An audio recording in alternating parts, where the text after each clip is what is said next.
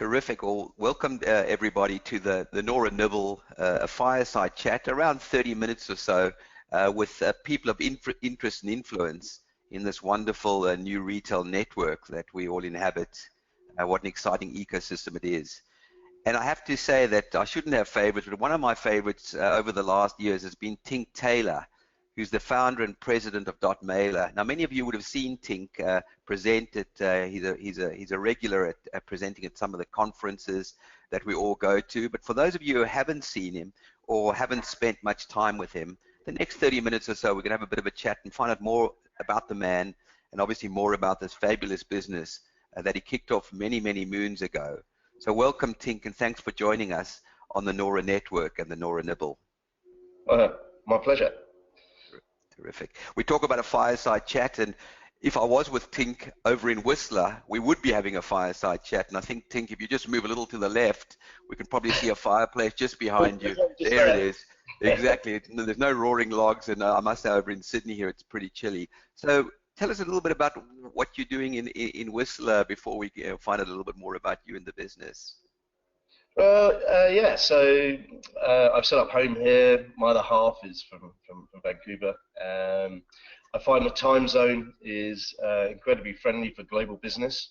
Over here on the West Coast, you know, I can get up a little bit early and I can spend time in the UK if need be.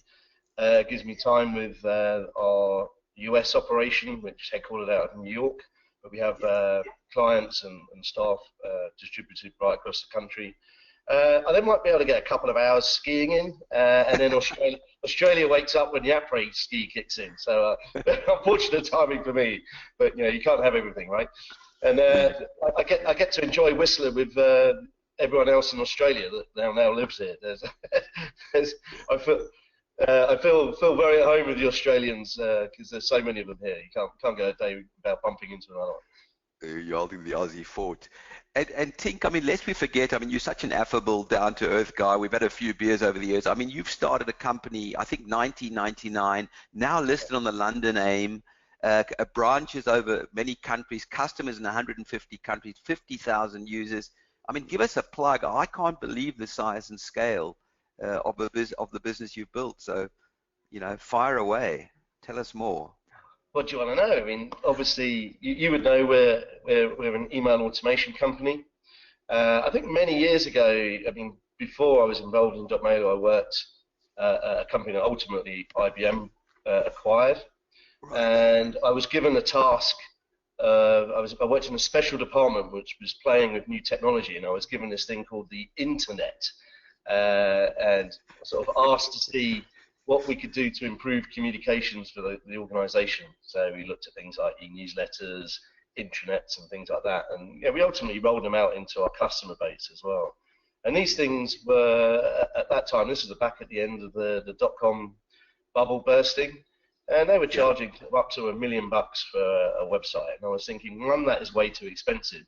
And to justify the price, they made them very, very complex and difficult to use, which is kind of counterintuitive as far as I saw it, because these things are aimed at marketers. And so over the years, we've had a mantra at .mailer, which is NASA technology, so really clever things, NASA technology, with a Fisher-Price interface, so even someone like me could use it. So I like to think of this as like, yeah, we kind of take the pain out of the difficult things, maybe with the industry anaesthetists, if you want to use another analogy. I think the industry hasn't changed that much over the last all those years, or 18 years now, in terms of what we're trying to achieve and all the best practices and the things that deliver results. But I think the technologies and the interfaces are so important that it actually makes those things achievable for the end retailer, which I don't think it was, it hasn't been for many years. Yeah, amazing. I hear that all the time in the industry where retailers say privately with tears in their eyes, merchants just want to be merchants again. And with technology like yours, which essentially is more plug and play, as you say, for NASA with a Tonka toy kind of ease of use, a lot of the people I speak to, a lot of the testimonials I hear about your solution is very much about it's painless, and of course integration with the sales forces and the Magentos and all that are also all there ready to go. Yeah, I mean, a very good colleague of mine who works in our thought leadership team in the UK, Skip Fedora, is quite well known around the world. He Unreal. sort of he terms a phrase called magpie marketing, and maybe we shouldn't say this because we're software vendors, but we're very good at marketing, and Yeah, we're very sure. good at putting a spin on something. So I think a lot of retailers get sort of caught up in that marketing hype, where Mm, a very slick sales guy with a very good deck can promise the earth, and by the sounds of it, this wonderful technology you're buying is going to solve mm, all the problems. And then you kind of, you get home and you metaphorically take it out of the box, and it's 10 times more difficult to use than you ever imagined. Or mm, it costs you, maybe 10x in dollars for mm, people or an agency to use it for you. It's too much. It's too mm, complicated, and it might be a beast. It's the other analogy I always like to use. It's kind of like buying a Ferrari, but then only driving to Coles to pick up your shopping. You don't need all of that stuff sometimes, but we kind of yeah. can get carried away with a frenzy. And vendors, Mm. software vendors, are very good at selling those Mm. marketing messages. How these things are going to, be your panacea or silver bullet to solve all the issues you have. Fair call. And of course, going back to my original question around those vanity metrics, I mean, they're really not, I mean, you should be very proud. But I mean, just yes or no, listed on the London AIM, Correct. Yeah. I mean, that's a big deal. 50,000 users? I think it's probably a bit further north than that now. So I think it equates Okay. to around sort of 7,000 retailers and clients, and then obviously users distributed Yeah. across that. So powerful. And then it's a global, I mean, with cross-border trade and global retail being the hot conversation, I mean, yours is a global solution which straddles, what, 150 countries, I've heard Yeah, I mean, something. at least, I mean, we've got clients everywhere. I mean, we've got some clients. I mean, DHL is an example. I mean, they've got sub accounts in over 150 countries Yeah, just yeah, themselves. So yeah, it has expanded quite dramatically. And very pleased that, as a founder, we wanted to start something that was genuinely global, and yeah, starting in the UK, and obviously naturally we sort of seeped into Europe. Then yeah. I took the business to New York and into Americas. Mm, And one of my favourite places in the world was Australia and Asia Pac. That whole region was a bit missing, and I'm very pleased over the last sort of 3 years we've really got our sort of selves stuck in over there, and we've got some really good solid boots. We've got a fantastic team down there, yeah, and you can see it growing nicely. It's very fantastic for true. me to sit back and go, wow, look, this is what we set out to achieve, and we can really see it happening. And you're an honorary Aussie, as I say, with your presentations, keynotes, and shouting drinks at the bar. It's great to see you. Great to see you. And tell me a little bit. One last question before we get into the nuts and bolts of email marketing. Um, you had a little awards evening the other night, the Dotties. A handful of people there. How big was it, and where was it? Yeah, so it was our second year of running it. So firstly, the Dotties is the Dotmailer Email Marketing Awards, where we award marketeers for the best use cases of Dotmailer, and maybe it's the best subject line or the best data strategy. We had over 1,000 clients there. We had lots of our staff there. It was hosted by Russell Kane, a stand-up comedian. He did a great job of I know teasing out Russell. from the audience where people were from. There were some Australians there. There were some guys from New York. Had some guys from Scandinavia, and he did a really good session on just essentially tearing everyone apart about the differences between the nations, how we use various different muscles in our faces to talk. Obviously, the British known for their stiff upper lip. It was very good. It was very blue. It was very right for the evening. Whether we'll release that publicly, I'll leave that to the marketing team to decide. But I We hope might everyone clip gets it to see on. it. It was genius. And then the awards came out. We had a bit of a dance and a celebration afterwards. But yeah, fantastic. Looking forward to Amazing. doing more of that sort of thing overseas, in the Americas, and obviously down in Mm. Australia as well.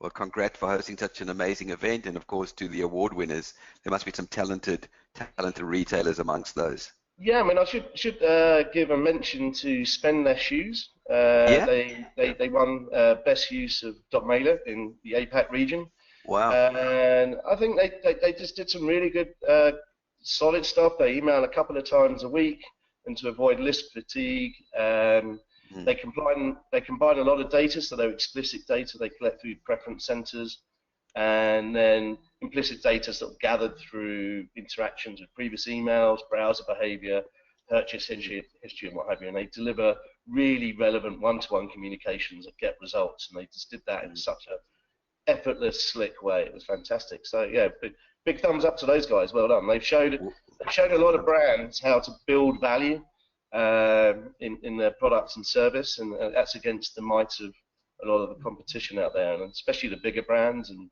obviously all the conversations typically in Australia turn to Amazon. It just goes to show you, if you do stuff right and you do it in a solid and consistent way, there's still a market, and you can be very, very competitive. Yeah. Well, a big shout out to Spendless, and perhaps we could, the next webinar we run with you, we could get them on and find out a little bit about some of their secret sauce and secrets of success. Would be great. Tink, let's talk email marketing. I mean, I think you and I have had this chat before over a beer, but in truth, what we're hearing from the lay person, the man or woman on the street, is that our inboxes are getting fuller. We're getting a bit of email fatigue, yet time and time again I hear from retailers, it's still, if not the best, one of the best ROI channels to customers. Explain that disconnect and talk us through some of the opportunities and some of the challenges and potentially some of the red flags in email marketing. I mean, it's still an oldie, it's still a darn goodie. Can this go forever? Yeah, it's a very, very good question, and it is an anomaly that often comes up. People, I think everyone is an expert on email. Whenever I go to a dinner party, everyone's got a very strong opinion on it. When you say what you do for a living, it's because we carry it around with ourselves. Yeah. It's on our mobile devices. Forrester research are telling us we're looking at those 150 to 200 times a day, and the most popular thing that we do, or the number one activity we do on our mobile phone, is check our email. So there's a reason. So we as consumers, we like it. Obviously, marketers, because of the ROI, and it's not just them saying that it delivers the greatest ROI. We see, the DMA in the US, the ADMA in Australia, the DMA in the UK, people like eConsultancy. They've been running reports for 10, 15 years, and email is always number one or number two in terms of ROI, so consistently. Absolutely. So that gives you a good indication of why the inbox is very, very full, because it's known to be where you can make the most money. So that's where the smart marketers really need to look at how do they make a difference and sort of stand out amongst the competition. And I think that's really, really simple. I always like to coin a phrase like putting yourself in the recipient's shoes whenever I'm talking to a client and what have you, and say, look at what you've just sent out there. If you were a recipient, how special would you feel in receiving this? And I think one of the challenges is for a lot of marketers in many businesses, and this is a difference maybe between Australia and maybe somewhere, especially in North America. I talked to a client in North America, and I'm talking to the email marketing director, and he has a team of 12 people in his team because email makes so much money. So they specialize in it. They've got a data guy, they've got a content guy, they've got a subject line guy. You might go to the team in the UK or Australia, and it's like, well, I do marketing. I've got an event tomorrow. I've got to get some emails out this month. I've got to do a white paper. I've got to look after our social channels. They're busy. So the temptation is just to tick the box by saying, I've got that job done. So kind of batch and blast, one message to everyone. When you put yourself in a recipient's shoes, you don't feel very special. You don't feel like you've been treated as an individual.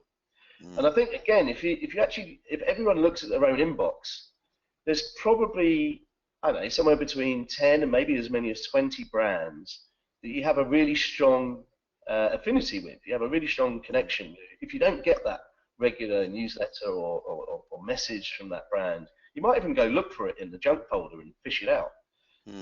And the reason for that is because they've delivered quality, they've delivered relevance. And if you deliver relevancy, you deliver those results. So I always say to people, try and become one of those 10 most favorite brands, and you do that by sending dynamic content that delivers a one-to-one message for that individual. That the one-size-fits-all batch and blast, those days are over. You need to get a bit more sophisticated. The benefit of that, though, is you have to be sending all the time. So to do that, you have to start automating. So you can do data segmentation in an automatic way. You can build the content automatically, dynamically, so it's relevant. And that means that you can be sending out emails all the time. So that actually, going back to the earlier question about Mm. Our inboxes are full, and I keep telling people, send more email. Well, why would you do that? The more you send, every time you send, you have an opportunity to make money. You make no money if you don't send. That's right. You've got to make sure, though, that when you do send, it's of interest and relevance. So you've got to work a bit harder, and that does take a little bit more time initially. But if you do that with clever segmentation and automation, then once it's set up, it runs in the background, and all you have to do is check in every now and again and make sure that things are running correctly. Make sure you've got a testing strategy to see if you can enhance the results that you're actually seeing. But that goes back to what we said right at the beginning of the interview, of lots of technologies out there promise that they make that really easy, but when you actually try and set up your data segmentation or your automation, actually it's 10 times more difficult. And I think I'm probably allowed to say this. We have our former marketing director actually used to be a client of ours.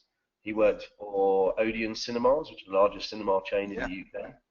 And I won't mention who he was using when I first went and pitched him .mailer, but to have his creative, designed, built, tested for email rendering, the content done, data segmentation and pressing the button, and he had to use an outside agency because his systems were so clunky, it took him 6 days. When we gave him .mailer and he had to do his first .mailer newsletter, it took him 6 minutes.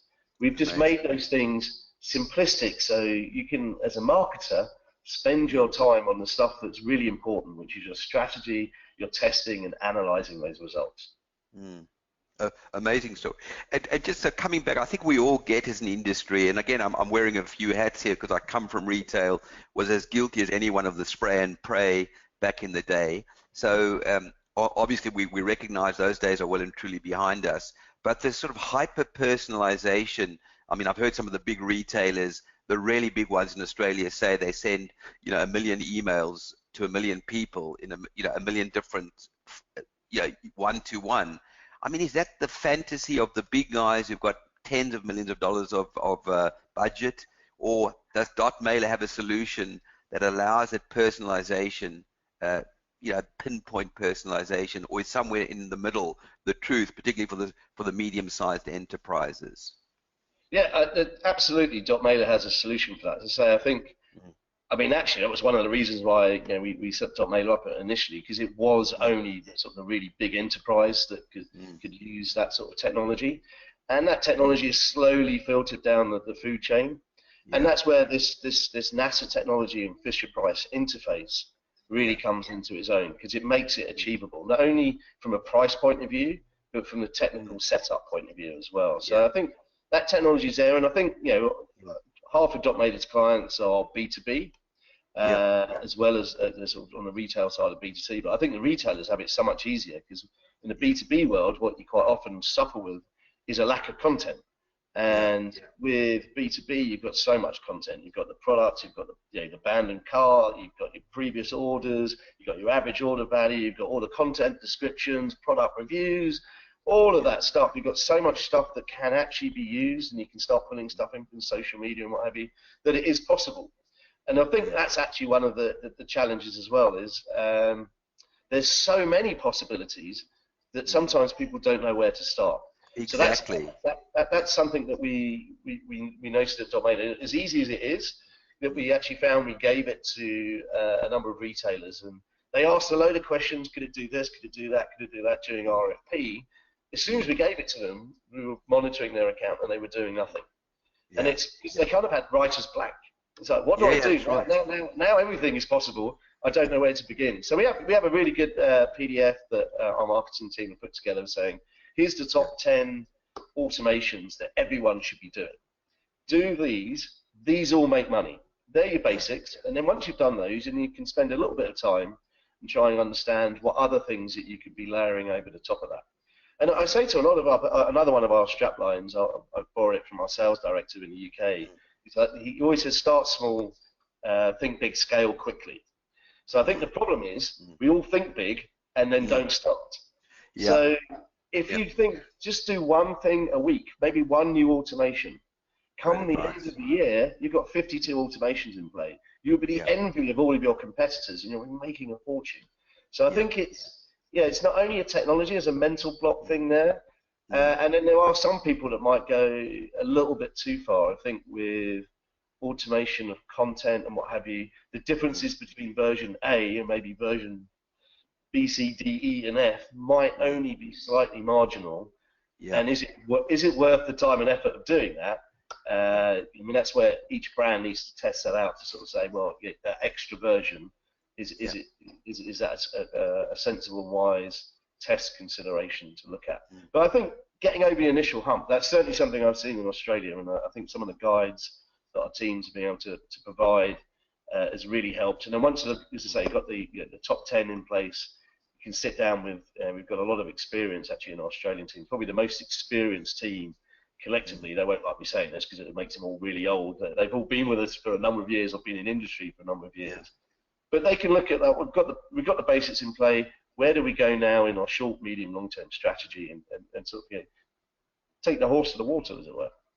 Oh, I really like that incremental, perfection's almost the enemy of the good enough, but, baby steps, especially with the Fisher-Price interface, you can play. And just then picking up on your, the multivariate A/B testing, again, through the grapevine, I've heard very, very good things about the solution that, A/B testing, which I suppose, should be baked into all strategies, but for many, it's still not a part of their strategy. Can you talk a little bit around the technology and the tools around multivariates? You've said you've got to be careful turning it into A to Z testing, and I agree with that. But just talk a little bit more your high-level thoughts on test and learn. Yeah, I mean, I think probably the key thing is to understand what tests you're running and what you're trying to achieve by running those tests. And that might sound like a strange thing to say, but again, I think there's a lot of box ticking by marketers who say, well, lots of tools like ourselves, we're not the only ones. We'll have a subject line test, for example, and it's like, well, I'll put 2 in, and oh yeah, job done. Maybe I've done 3, and then some people might come up with 5, and they might be spending a lot of time coming up with the extra 3, which they know just aren't going to be any good anyway. So why are you testing it? Yeah. And then some people, when you get into multivariate testing as well, I've got a great subject line set of tests here. I've got 2 different sets of creative. I've got 2 different call to actions. I've got different landing pages. Can you actually properly analyze what it was that got the biggest or made the biggest differance? So I think some of this. I mean, I had a long-running dispute with our technical team way back in the day, because we kept on being asked for our clients for automatic testing. And that's dead easy, and how it works in our tool, we have to have it. You put in a couple of subject lines or different creatives or maybe friendly from names and what have you. You select how much of the database you want to run the test on. You decide what is going to be the winning determining factor. Is it open rates, click-through rates, or revenue? And then after a set period that you control, the rest of the campaign will go out to the winning combination. And that's okay. But when the reason why we used to have this debate, because I'd sit down with our consultancy team and say, well, that's not proper testing. I need to sit down there and analyze it before I get it to automatically send out. And then, I think there's an argument for both, because you need to learn in some ways, but sometimes the results are so close, it might be 49, 51. What have you really learned? So you might need to dig a bit deeper and actually assess your testing strategy. Amazing. And I'm going to then take some of this conversation to the next level. You're in a great position. You travel the world. You've got clients in so many different countries. You've got decades of experience in the space. Give me your thinking around the way the world is moving around retail. I mean, at the moment, to be completely frank, I mean, the Australian market is feeling a little bit of the stresses and pains. I'm still an optimist by nature, and I'm a bull, but there is obviously a little bit of pain in the environment here. Can you share some broader insights? But as a thought leader, as a thinker, as a global expert, where are we headed, and what advice would you give, particularly the Australian retail ecosystem, based on your learnings globally? I mean, can you be a bit more specific on the pain points you're talking? Well, of course, the Amazon, we all roll our eyes when the Amazon question comes up, but the media are full of it. And as much as I think we roll our eyes because it is fatiguing and it can be very negative, I do think there's obviously still a lot of natural anxiety or concern about what Amazon can and can't do, when and when they're coming and in what form. But I mean, clearly, you know, I don't want to put words in your mouth. We're seeing a very vibrant global retail landscape with the Amazons and the Walmarts who've been around for a long time. There's plenty of opportunities between those two. Why is there such a tension at the moment that Amazon are Yeah, going to eat us all in our beds? I guess, well, there's probably, first thing to probably point out is Amazon's global, and e-commerce is succeeding everywhere. You know, the fact it hasn't been in Australia, or it has, well, it has been, Amazon's been everywhere else, it hasn't killed everything else off, so I don't think there's any massive cause for alarm. I do think, you know, Australia's in a situation, I mean, I'm in Canada, and actually I find it very similar out here, where there's lots of organisations that have been traditional bricks and mortar, and there's sort of a different degree of pace between the nature of those organisations about moving online. Now, I think the ones that were sort of early adopters and are much more tech savvy are probably in good shape. I think those that were a lot further behind, you know, they've got some bigger challenges for sure, because they need to catch up.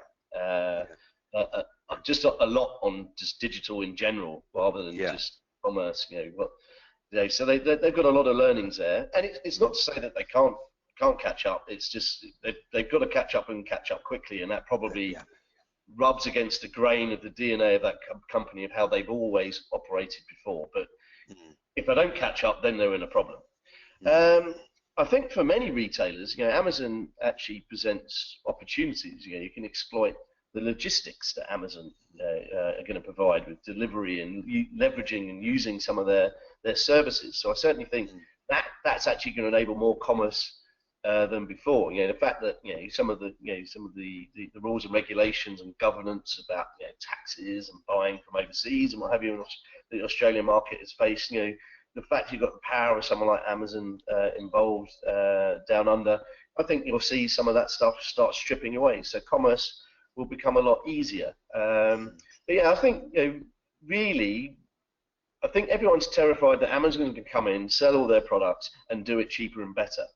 So I think, you know, people have got to think in a slightly different way. Maybe I shouldn't plug these guys, but outside of my .mailer work, I work as an advisor, so I work for a lot of startups and invest as well. So I've got a company here in Silicon Valley. They sell wine, undergroundwineseller.com. They sell it at a premium price. They've gone completely the other end of the market, where everything's discount wine, and they actually discovered that lots of vineyards prefer to pour their wine down the drain than see their brand in a discount promotion. The race to the bottom. Yeah, so it's about building value in your proposition, in your brand, making a difference about your product, your service, your tone of voice, your locality. What you know about the Australian market as an Aussie retailer is going to be way more than someone from Amazon. But there are some products that naturally will lend itself that would be quite easy to pick up at Amazon. So I think, you know, it swings and roundabouts. I don't think it's doom and gloom, as I say, over the last 24 months or even 36 months. The talk and the hype and the hysteria has been quite significant. But I think it will come. I think it won't be as bad as it seems to many. I think if you haven't moved quickly to encapsulate the digital age, then you better move quickly. That's inactivity probably the biggest risk, right? Absolutely. I think it's afraid of the unknown, and I think that's sort of been out there for a while.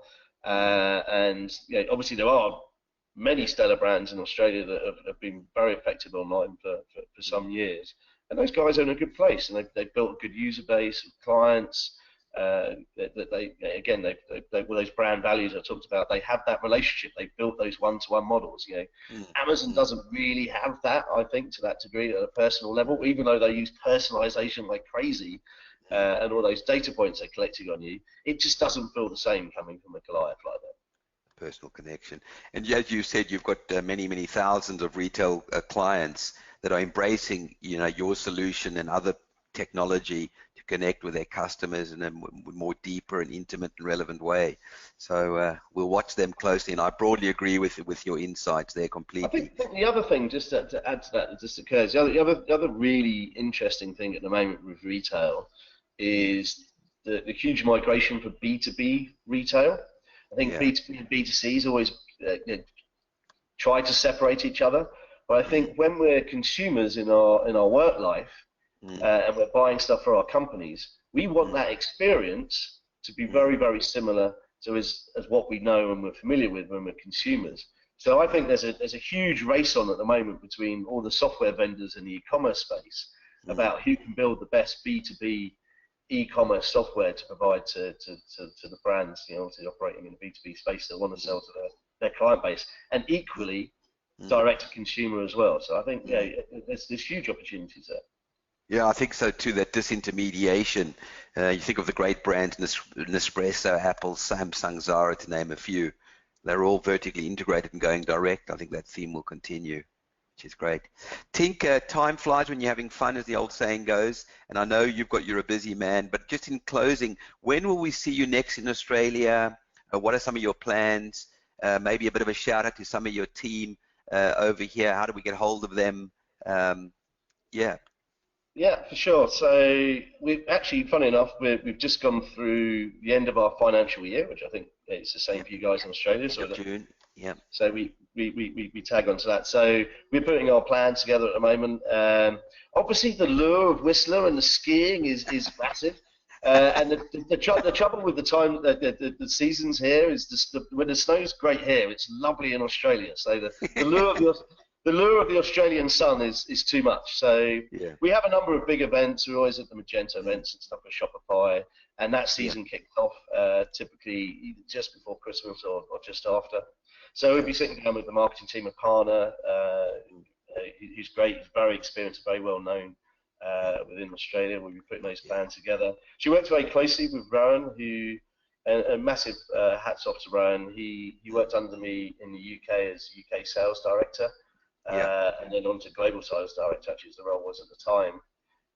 For over 10 years in the UK, he was an Australian, and it was quite serendipitous as to when we wanted to set up in Australia. We were looking for someone, his kids were school age, and it was the right time for him to move home. So someone that knows Dotmailer intimately from a sales support, marketing, account management side of views, because he ran all of those things at one point in his time in the UK. So he works there very effectively in our Melbourne office. And then the guy who heads up sort of operations is Murdo Wallace, and again, a very well-known character. Yeah, probably great guy. He's predominantly very strong Scottish accent, despite having lived in Australia for far too long to still sound like that. So you'll see him in his kilt at the Origins, I'm sure.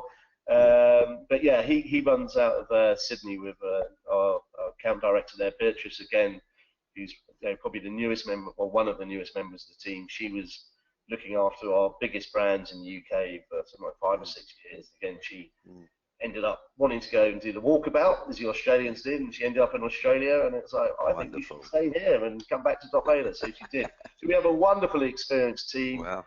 Those guys combined with what we have now with Paula Harrison out in Singapore is great. We've got a really, really good, very, very professional, slick team. But yeah, you can catch them on there.